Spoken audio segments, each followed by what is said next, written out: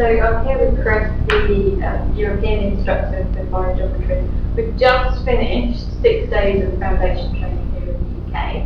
I just wanted to get a few words from you on what the advanced class is going to be like. Well, the advanced class, I guess it's obvious to say that it takes off for the foundation stuff.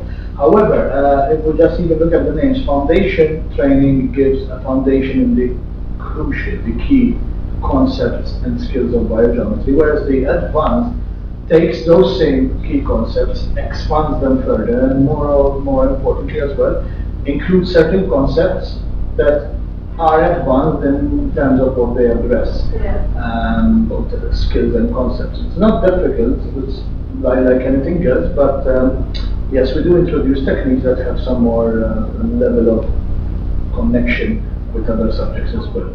So, for example, we will revisit the basics. This is very important in biogeometry.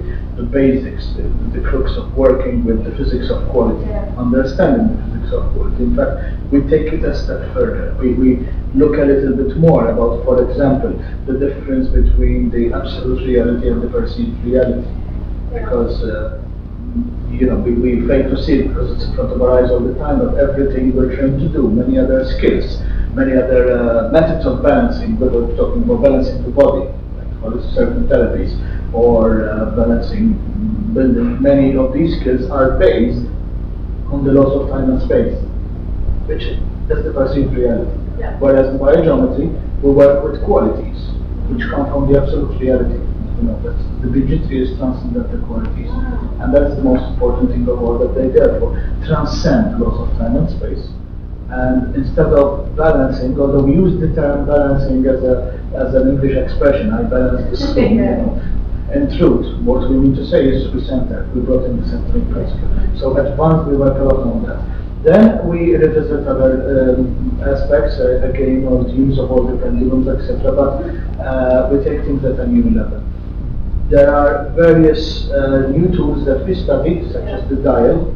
The dial in biogeometry is small but amazing tool, humble but strong, I like to call it, which can be used to correct grid lines, surfaces, doorways, things like that. We will deal with that. We deal a little bit more with the use of the horizontal, vertical, horizontal and vertical dial pendulums.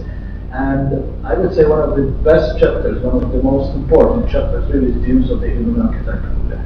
That is, in my opinion, is one of the things I'm very excited about. Always have been, and I know that Dr. Karim also has a lot of respect for the ruler, because, as he himself said, the future of biogeometry will probably largely revolve around bringing out other facets of use of the ruler. For instance, having new strips for different things, which will open whole new chapters that we don't even have right now. But the human archetype ruler, in advance, we will talk in detail about where it comes from. The human archetype code that actually is, once was a secret code, locked in and encoded within certain temple walls, certain motifs, reliefs, etc. There were people who have studied aspects of it, like Schwager Lupitz, but they never understood what it's about. So, it's hats off to Dr. Karim for not only unearthing more of these, but actually discovering the secret of the human archetype code and how these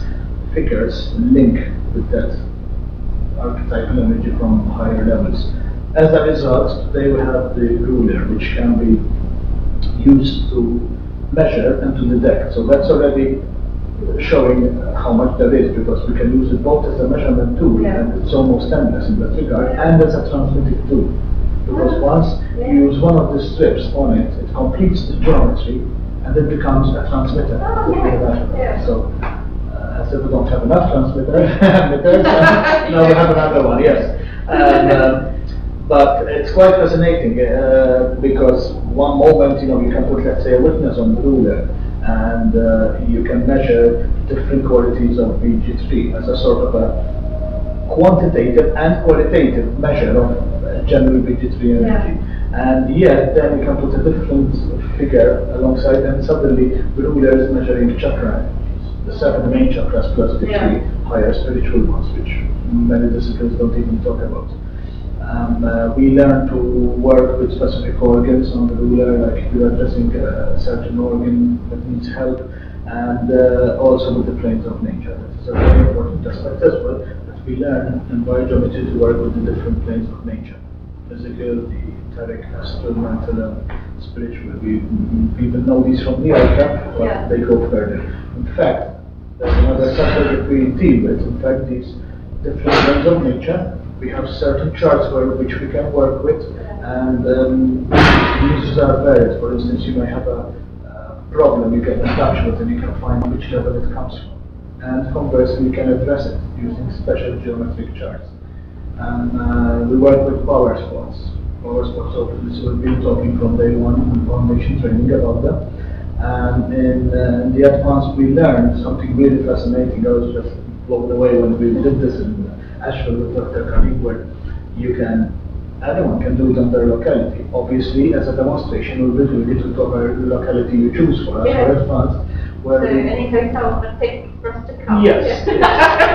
We will balance you where we make a map. We produce a sort of a map, if you like, of local power spots, and we connect them in a way that, not only they're talking to each other, connected with the residents, but we make this grid three-dimensional because we then connect it to power spots in the sky. This is a subject many people in foundation we hear about, but obviously we don't deal with it. But as there are power spots in the sky, so we learn how to find these, how to work with them, and more importantly, how to link. So we're effectively linking the Earth grid with the sky grid and creating a 3D grid which can be very powerful. We have also what we call the bilocation technique, where you can, again, create a certain resonant link, energetic link.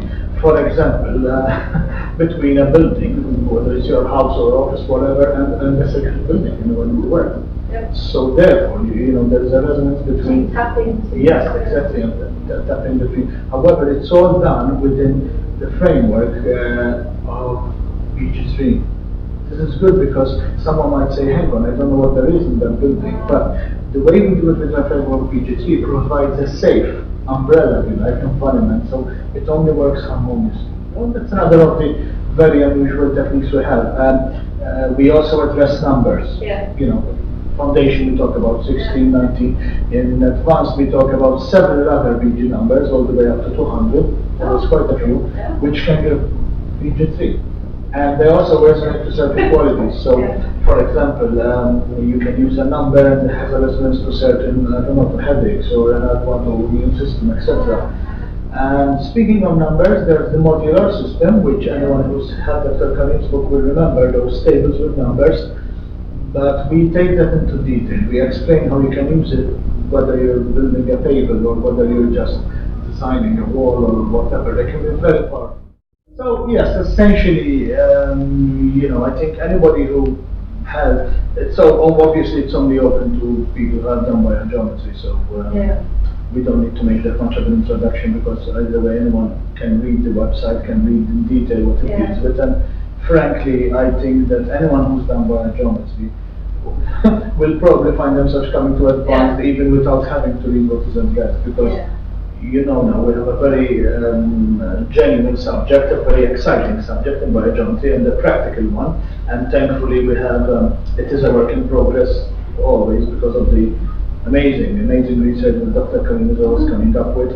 So it's an exciting subject to be in, and advanced obviously takes us the next step, gives us more capabilities, more tools, and opens our paradigm even wider. So I'm sure that seasoned biogeometry students will need really no introduction to come to advanced.